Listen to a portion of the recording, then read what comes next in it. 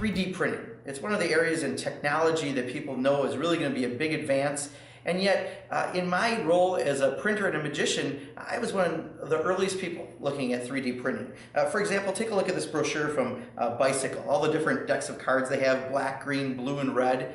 And one of the most interesting things is our early way of doing 3D printing was really just this. If I needed a deck of cards, I would simply take it and have it come right off the page of a brochure and have a deck of cards.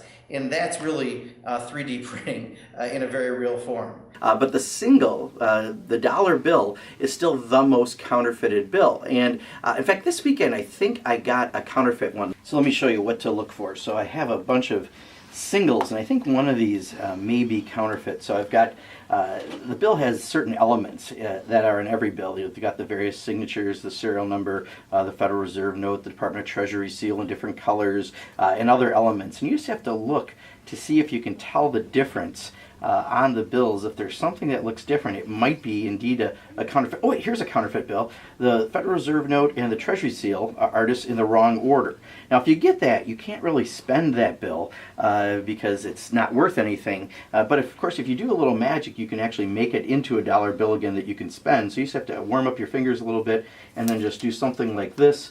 And if you do that, you're going to pretty soon notice that the bill will come right back to being a regular dollar bill. I have a penny here, and I'm going to try to make this penny vanish from my hand.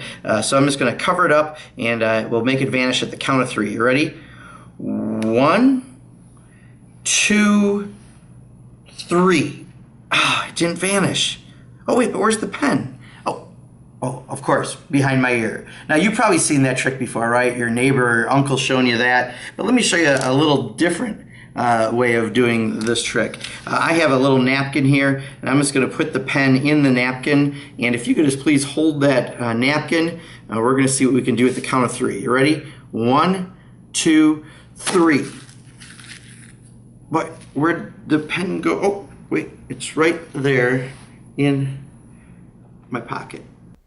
It's like this. I might have a good hand, but I'm keeping it close, too guarded, and don't want to move forward. That's because we think someone else might have a better hand, and to some, it's all about winning, not doing the right thing. But the bottom line is the only hand that matters is the public's. They should always be the winners if we're doing our job right, and that should be the goal of all of us in Congress. That's this week's Magic Monday. We'll see you next week.